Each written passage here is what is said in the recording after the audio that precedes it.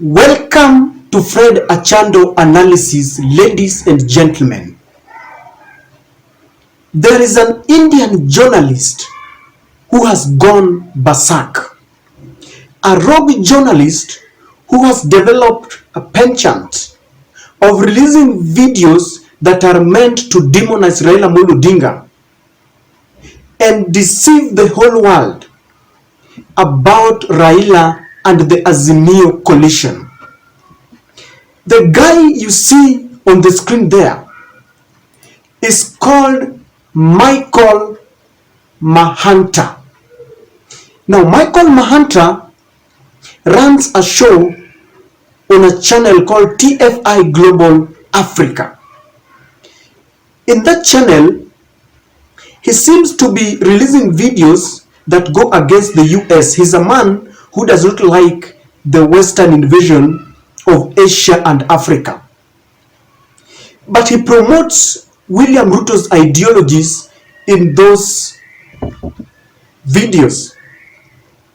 And anytime he releases a video, he mentions Raila Odinga in bad faith, and he demonizes Raila as someone who loves violence and promoting goonism. The latest video that he released, I want you to see the headline of the latest video. That is the title of the video that you see there. It is called Odinga's Stupid Attempt Receives Ungodly Results.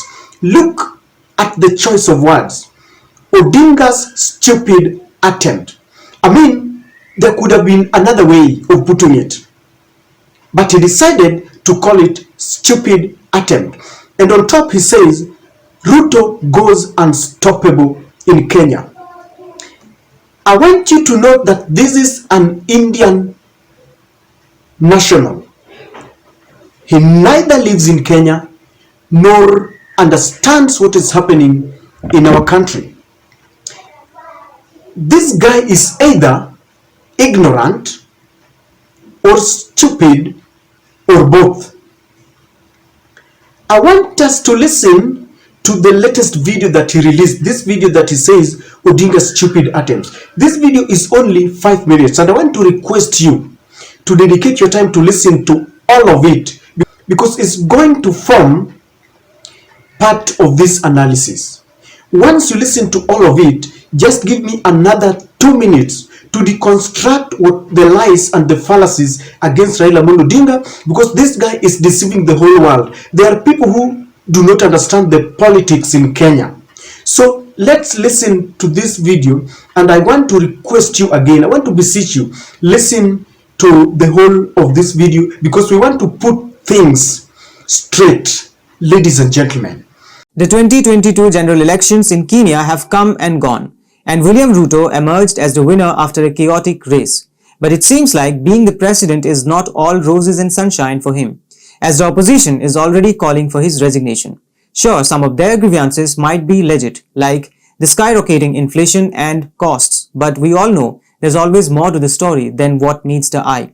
So let's grab our shovels and start digging, shall we? In the 2022 Kenyan general elections, out of the 4 candidates cleared by the Election Commission to run for president, the 2 main contenders were Raila Odinga, the leader of the Azimio la Umoja Alliance, which includes both the ruling Jubilee Party and Odinga's Orange Democratic Party, and William Ruto of Kenya Kwanza. It is not uncommon for the US to get involved and support its preferred candidate to secure its own interests as any African country heads for polls.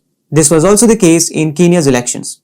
According to a report, and if we are to believe the signs before the general elections in Kenya, it is evident that the United States threw its weight behind Raila Odinga in the 2022 general elections. The report suggests that Raila enjoyed close relations not only with the US Ambassador Kyle McCarter, but also with top officials at the State Department in Washington. The decision by Washington to back Odinga in the Kenyan presidential election. This guy begins by saying that in the last elections in August, the USA threw its weight behind Raila Odinga. And he alludes to some fallacy that it was as a result of the coalition government that Raila Odinga worked together with Mwai Kibaki that formed their amicable relationship. Let's begin from there. In 2007, Raila Odinga won the Kenyan elections fair and square. And if Mr. Michael Mahanta does not know this, let him ask the man he is protecting. William Ruto himself was working with Raila Odinga then under the ODM umbrella. And William Ruto still believes that Raila Odinga won that election, but it was robbed by the late President Mwai Kibaki. In fact, William Ruto called a press conference and condemned the then body that was conducting our elections, that was in charge of our election, the ECK, Electoral Commission of Kenya, headed by the late Samuel Kivuitu. And Mr. Ruto had warned that they did not want to hear anything apart from Raila's victory. Because of the sake of the nation and the love of his people, Raila decided after his victory was stolen and they were compelled by the USA that he insinuates that supported Raila Odinga. Raila shook hands with Mwai Kibaki and he was forced to become a prime minister. So Mr. Mahanta must know. If he is forgetting history, let him ask William Ruto himself, who has maintained that they won the elections. In that coalition, William Ruto was supposed to become the prime minister, Raila was supposed to become the president, and Salam Mudavadi was supposed to become the deputy president. That is number one. He says that the USA feared that there was a growing influence, China growing influence in Kenya, and so they wanted Raila to try and help them fight the growing influence of the Chinese in Kenya.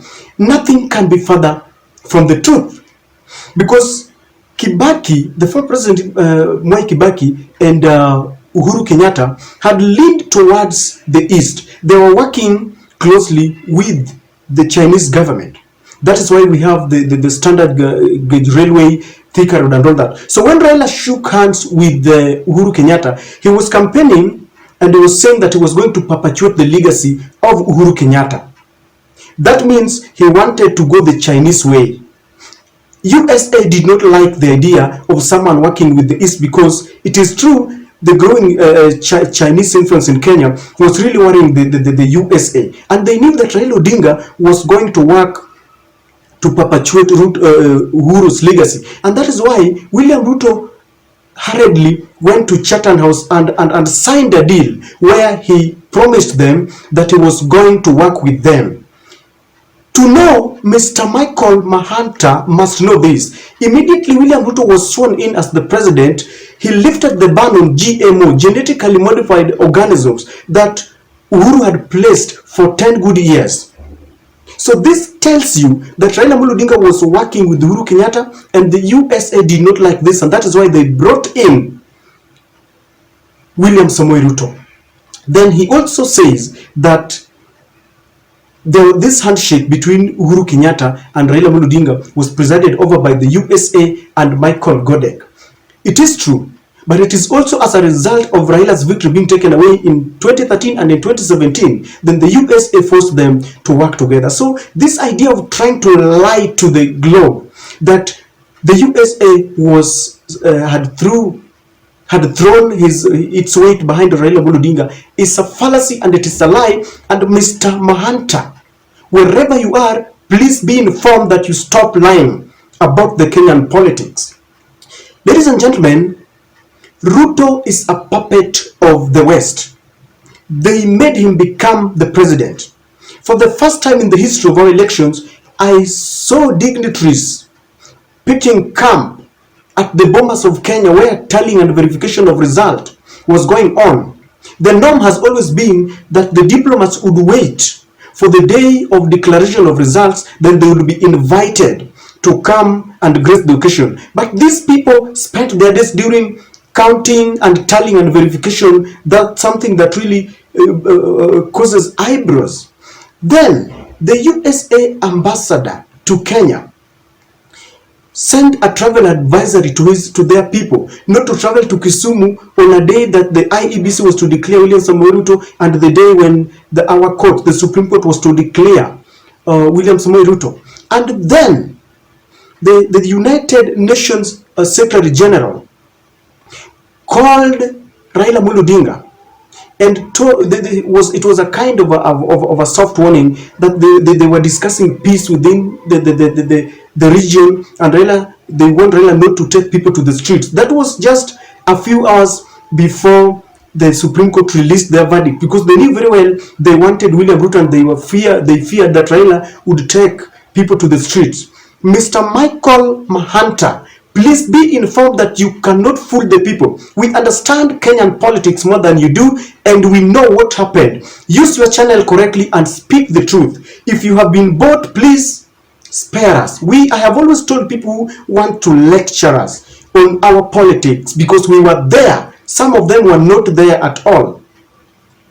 Then Mr. Mahanta says that since Ruto has been in office, Raila has initiated demonstrations, and he calls them that it is violent demonstrations. Let me tell you something, Mahanta.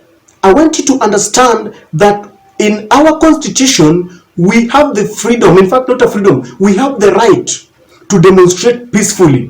Freedom of picketing and association is entrenched in our sacred constitution.